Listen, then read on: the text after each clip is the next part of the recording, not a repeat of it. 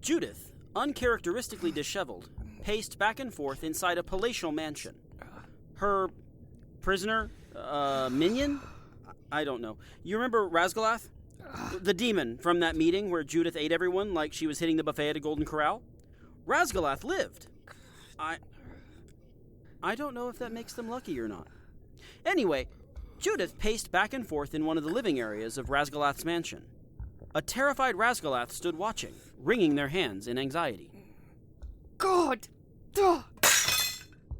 I can't think about my next steps if I'm this fucking hungry all the time. I want to help you, but I'm not sure how. People are going to start to notice that I'm bringing demons to my home, and they're not returning. You're right, Rasgulath. I am? Yes, I can't keep this up. You can't keep bringing me people to eat, and I can't keep leaving a trail of bodies everywhere I go. Oh, good. It makes no sense for me to keep doing the same thing, expecting the situation to change. I have to change my tactics if I want things to change. I have to do something new. You've given me an idea. I need your help with an experiment. What kind of experiment? That's no concern of yours. I'm exhausted and I can't be bothered to get back up from this couch. Come here. Okay. Come closer. Come stand in front of me. Like this? Yes, now get on your knees. What? I said get on your knees. Yes, ma'am. Good job. Oh, good heavens! Stop squirming! Yes, ma'am. It's been a while since I've done this. Never tried it on a demon. But like I said, I need to try something new. What are you?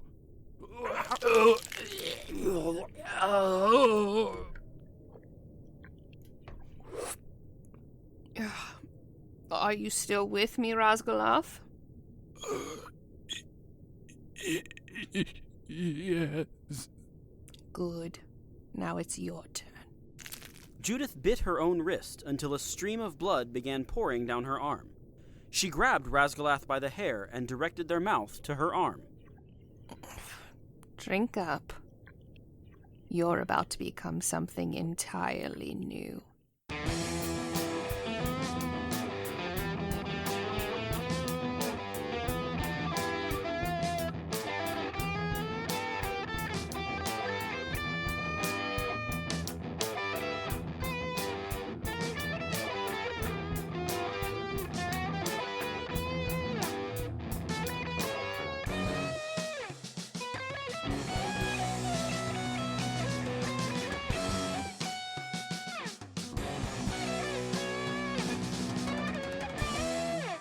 After eating several bouillon cubes, Leonard... Okay, I just need to interject to remind everyone that those aren't snacks. You know that, right? They'll inject a ton of flavor into your soups and sauces, but they aren't...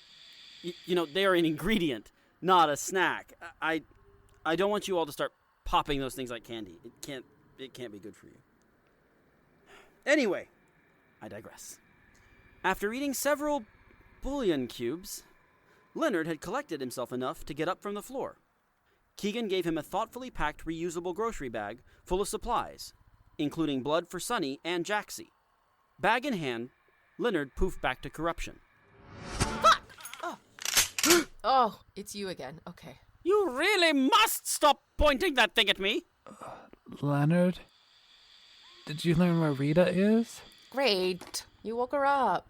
You pointed a gun at me! For a second time! Dawn, I'm okay being woken up.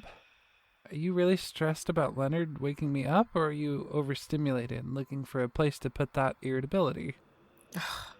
Great. You learn more about autism to be a better friend, and you think you have me all figured out. Is she incorrect in her assertion? No, She's right, but I can still be grumpy about it. Have you not been able to sleep? No. It's so bright here, and those shrieking souls keep doing a drive-by every now and then.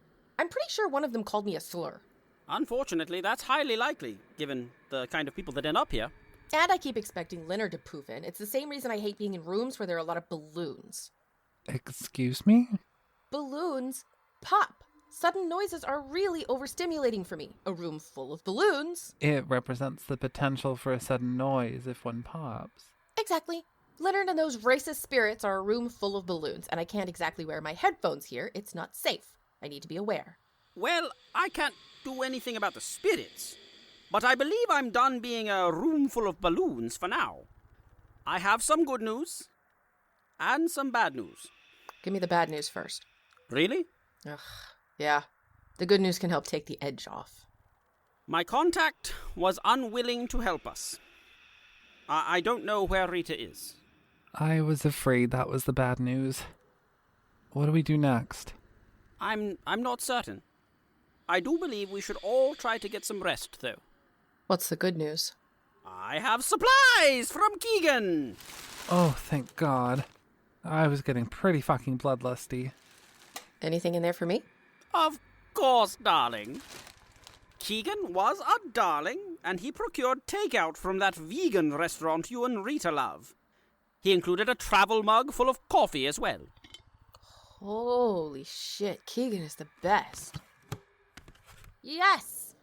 It's the pancake grilled cheese. He remembered my order. It's a grilled cheese made with pancakes instead of bread? Oh, yes, and it's fucking delicious. You know that sound means it's dinner time, huh, kiddo? Hold on. Here you go. We have to share this big thermos, okay? You get half and I get half. Oh, I think being hungry was a big part of why I was overloaded. Are you feeling some better? Yeah. Sorry I pointed cabroncita at you twice. Ugh. Keegan did not get the coffee right. If you don't want it, I can take it. I'm not picky. No. Even bad coffee is still coffee. So, we're just gonna have dinner, go to sleep, and then what? I don't love the idea of us not having a plan for the morning. I'm formulating a plan. Really? Anything you want to fill us in on? Not at present. I haven't worked it all out yet. Let's finish dinner and try to get some sleep. I think we'll all be better at planning things after we get some rest. Good idea. After finishing dinner, Sunny, Dawn, and Jacksie attempted to get some sleep. Leonard intended to stay awake. He lay in his sleeping bag waiting for signs that his friends had drifted off. Jacksie began snoring, and Sunny resembled a corpse, lying perfectly still. Sunny breathed for the purpose of being able to speak during the day, but at night, a vampire had no need. The last to drift off was Dawn. She didn't snore like Jacksie, so it was harder to tell when she was truly asleep. She lay in her sleeping bag, hugging her backpack. He noticed that her hand that had been gripping one of the backpack straps had loosened. She must finally be asleep. It was his time to move. Leonard quietly stepped out of his sleeping bag, only to promptly trip on the root. Oof! Leonard, what are you doing? Why are you pointing another gun at me? Oh my god, we are in hell. It is El Bicho. It's a smaller gun that has to count for something. You are the embodiment of a Texan stereotype. Am not. What are you doing up? I'm going to meet with my contact again.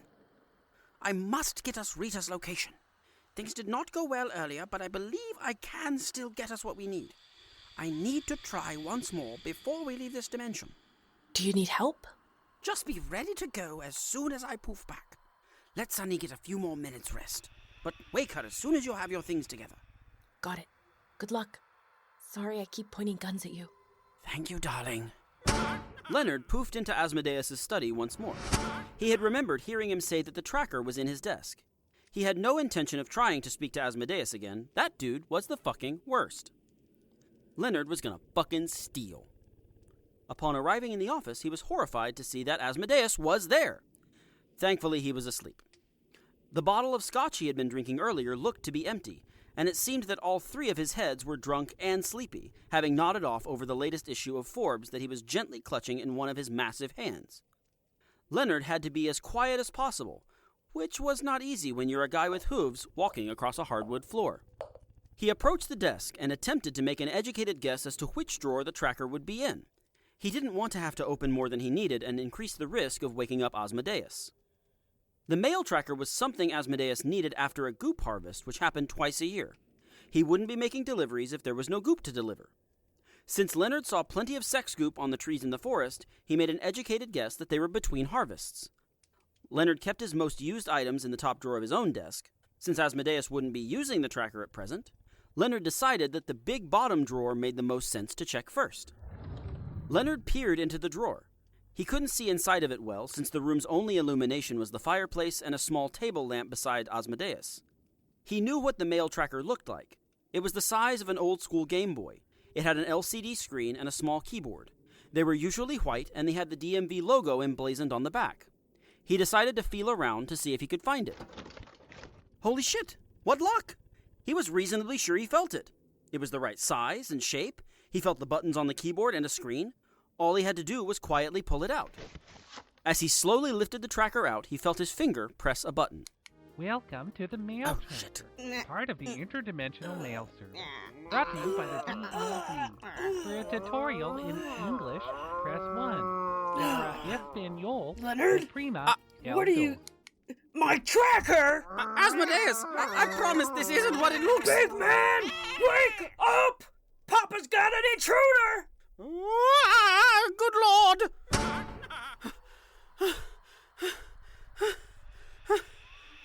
We have to go. Go now. What is that? I've stolen something I think would help us locate Rita, and I got caught. The person I stole it from has a much larger guard dog than we do. You ready, Sonny? Yeah. Come on, Jacksie. Oh, yes. Everyone pile on. It's time to go. Let's go find Rita. Where are we? Whose house is this? It's mine. We can't stay for long. The DMV tends to keep close tabs on me, and they could pop in at any moment. This place is so cute. It's not at all what I expected. Dawn looked around the cozy craftsman-style home they had poofed into. Leonard's decor was rich with jewel tones, soft fabrics, and thoughtfully curated art. Through a bay window, Dawn could see a beautifully landscaped garden, including an apple tree in full bloom.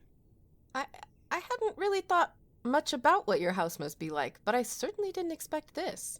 It's so lovely here, Leonard. Thank you. I just appreciate... Wait, Dawn? What did you mean by I certainly didn't expect this? I just mean that with your job and everything, She expected a bunch of sex stuff. I am more than my orgies, madam. I'm sorry. I just expected to see your job reflected in your... What's with all the hooks in the ceiling? Oh. Oh, I get it. Yeah, that's the kind of stuff I was expecting to see.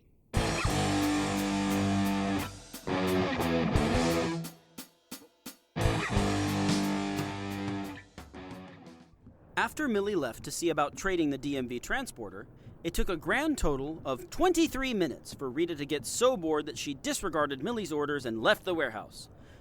She didn't completely disregard Millie's concerns. She borrowed a hooded cloak from her sister's things to try to hide her appearance.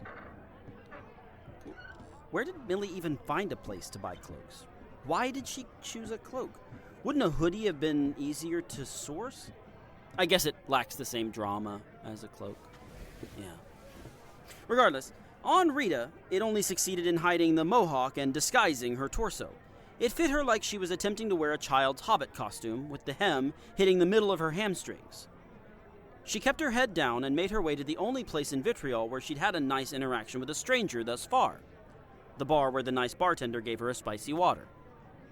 The bile duct. Hey, you have to order something or... Oh, hey, it's you! Hey, yeah. I'm trying to be a little more stealthy than usual. I'm not supposed to be out and about. I have to hide my lustrous hair under this hood. Lustrous? I've been eating a special dog cheese. Well, I ate some earlier. I don't know how long it takes to kick in. I don't know what that means. That's fine. Anyway, I need to hide, but I was bored out of my mind. I figured it wouldn't hurt to pop in here as long as I lay low. Yeah, that's probably smart. People are looking for you. What? Why do you know that's smart? What do you know? Tormentias. Ron Johnson, the bathroom at Githmar's Cafe. Oh my god, how do you know about the bathroom one?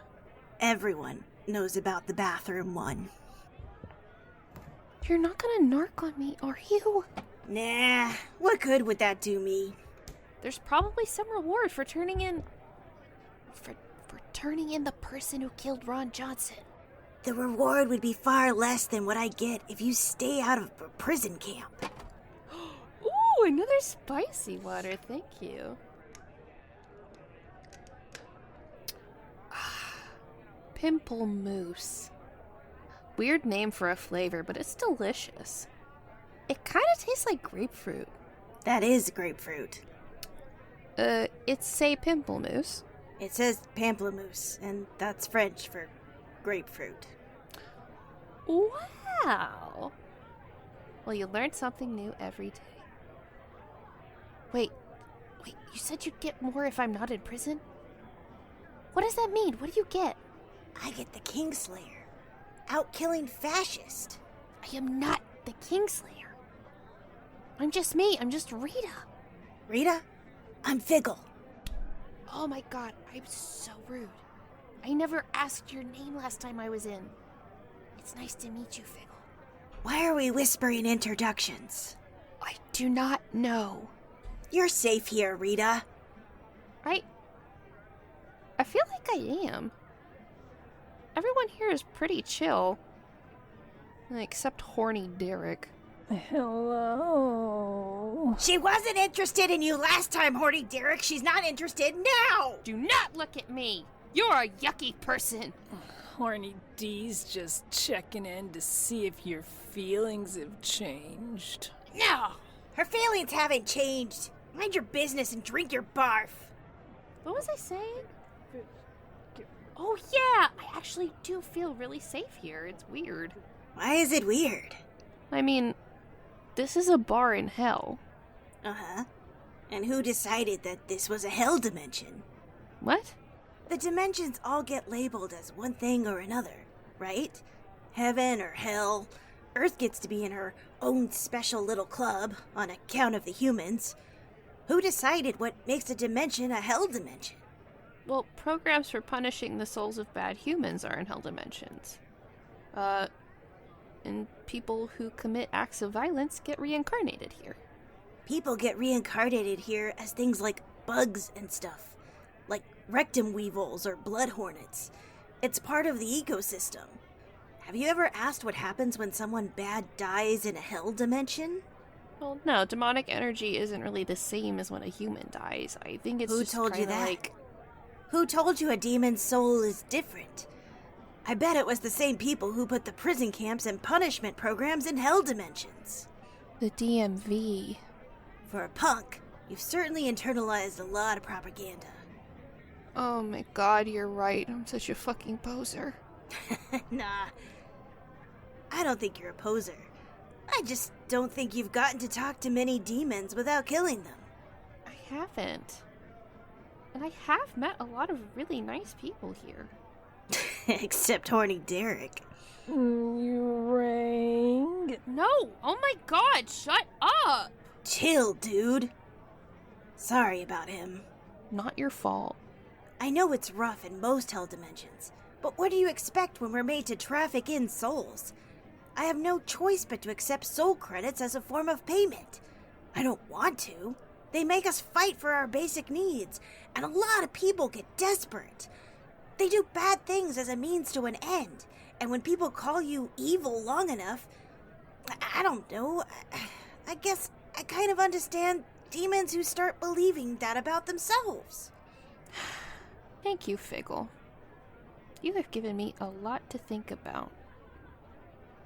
I've seen the worst of the worst in the 2 years I've been bouncing around hell dimensions.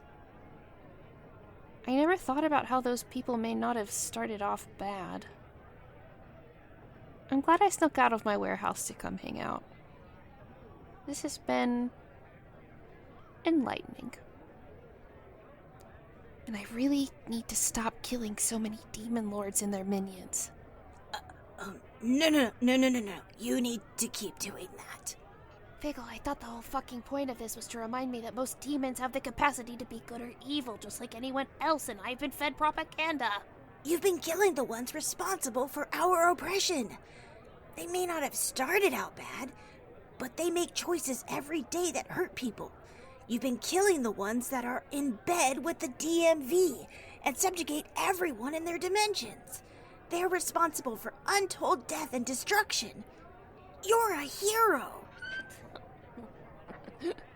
Pshaw. Oh gosh. Oh goodness. I'm no hero. As Rita pretended she didn't adore being called a hero, someone entered the bar. By the look she saw on Figgle's face, it wasn't someone they expected to see at the bile duct. Rita turned to see who they were looking at. Holy shit. Holy shit. No, That's an angel, huh? Do you happen to know who the proprietor very of bad this one. establishment I'm is? guessing she's looking for you? Oh, More than oh my likely. gosh. She usually My sends simple contractors know for would this have stuff. sufficed. She's from the DMV. I I'm got just you. gonna scoot on. Put your head down on the bar like you drank too much. Excuse me. What can I do you for? Hi, name's Debbie. I'll cut to the chase so I don't waste either of our time. I'm looking for someone. Have you seen this woman? What is she doing? That's not important. Have you seen her? Maybe I need the context to know whether I've seen her or not. Okay, it's cropped, okay? I had to crop the photo from an image we took of her while she was on Earth in 1504 because she refused to take an official DMV photo for her ID. This one of her in her ridiculous human disguise is the best I could do. And what is she doing in this cropped photo? Well, she's simulating fellatio. You mean fellatio? Like a blowjob? Yes, like that. She's simulating that on Michelangelo's David. Michelangelo is cheering her on in the uncropped version. Is that funny to you? Who are you? Why are you hiding? I'll leave them alone. They're irregular and had too much to drink. Look at me. You're talking to me. I haven't seen this woman in person, but I know of her. Lots of people do. She's making a stink all over this dimension. Do you have any idea where she might be? What did you last hear about her? I heard she destroyed the bathroom at Githmar's Cafe. Destroyed a bathroom? Why would she do that? I don't think it was deliberate. I think she was butt sick, and she shitted and farted it into oblivion. No. Are you quite alright? Hey! You're talking to me. They're drunk, and saying shitted and farted is objectively funny. Of course they laughed. It didn't sound like they were laughing. Do you want to harass one of my drunk patrons, or do you want to help finding this statue-sucking lady? Fine. You're right. Are you sure she defecated? No. Why would I be sure about that? You asked me if I knew anything, and that's what I heard secondhand. Why does it matter? Well, I'm just surprised is all. That's not something I thought she could do. Why does some angel from the DMV care about a shitting criminal? I need to take her back to the DMV to be decommissioned for her crimes. Decommissioned sounds like a more sanitized term for killed. It would be if she was a real person, but she's not. She seems pretty fucking real to me. A demon who values life. How quaint. Can you tell me where Githmar's Cafe is? You know what? I can do you one better than that. Horny D, Yes. if you could escort this angel to Githmar's, I'll give you a free drink later. She's probably going to pump you for info on the way, too. Pump me, you say? I'll take anything you can give me. Derek can escort you to Githmar's. Oh, thank you so much. Thank you so much for escorting me. Are you called Horny Derek on account of your horn? Sure, it's 'cause of my horns. They walked around the corner. You're safe. Fuck! I'm fucking screwed. She's gonna kill me. You couldn't keep quiet with a threat of impending death? Past me was really funny faking a beach on Michelangelo's David. Mickey was such a fucking ADHD having gay ass. He always put the sweetest dump truck asses on the dudes he drew and sculpted. We had fun together. Hey, focus. Fuck, yeah, sorry. What am I gonna do? I can try to make sure she doesn't get any useful information from any of my friends in the neighborhood. But that's all I can do. You've already done more than I would have ever expected someone to do. Thank you. I think I need to wait at my hideout for my sister. She was looking for a way to get us the fuck out of here. We need to leave, and fast. Thank you, Figgle. Not just for having my back with the Debbie thing, but for changing my perspective on hell dimensions. Thanks for killing Fascist. I've seldom done it on purpose, but you're welcome. Oh, hold on. Could you do me another favor and stop telling people about my shitting and farting incident at Githmar's? Everyone already knows. What? How? Why? The toilet was split in half How and shit do you went... know that? How do you know Githmar posted the that? pics in the local business group I'm in. Everyone has seen it. Pictures? It was dripping down. No, listen. I'm new at pooping. I don't know what I'm doing. Someone who wants to kill you was just here. You were about to flee for your life. God damn it, I'll go, but stop telling people about my butt sickness. Everyone already knows. You just destroyed it.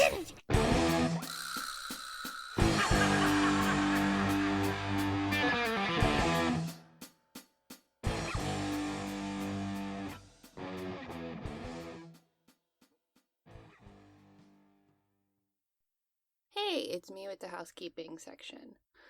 If you want to support the show, you by now know that the best way to do that is to share about the show with your friends. We don't pay for advertising, we don't take paid ads, and the only way we grow is by you telling people about the shows we do. So if you want more people to check out today's lucky winner, tell them about it, post about it in a group you're in. Tell your friends, it helps us the most. If you're in a place to help us financially, you can check out the show details to get a link to our Mixed No More Patreon page. The Mixed No More Patreon is for the production company we've started that will include bonus content from anything we're doing currently and anything we're going to be doing in the future. It's like your one-stop shop to support this little gang of weirdos, and for just $1 a month, you can join the Patreon and join our Discord server where we do streams and hang out and do fun stuff. We have an upcoming stream on the 21st. And that's going to be the first meeting of our comic book club that I'm doing. And I'm picking a bunch of books that I think people who like today's lucky winner would like. And we're going to be talking about the first volume of Saga. So if that sounds like fun, join, so you can go do that. And it'll be fun. You can join book club and read Saga and talk about how good Lion Cat is with us. Also, at certain levels, you get a shout out, like our friends Randy Lovings, Rachel Rachelson, Sewing Sarah, B. Trossler, Helen Clifford, M. Mosen, Lucy, and Nicole Valdivieso. If you want to see what the gang is up to on social media, you can go to the show details and find everyone's social media handles next to their name on the cast list. I don't know why I said it weird. Anyway, go look at the show details to see what we're up to on social media. And if you haven't checked out Info Dumpies, that's the other show we're doing right now. And I only bring it up because, you might not be checking it out. It is me and Violet going over things that we found very interesting and went down a research rabbit hole about. We have guests on the show. Some of the guests are even in today's lucky winner because my pool of AuDHD friends is small, but good. But yeah, if you haven't checked out Info Dumpies, you should check it out. It's me and Violet gabbing about whatever tickles our fancy. The most recent one we did was me going over the history of crochet. But yeah, I think that's all I've got for y'all today. Until next time, try not to die.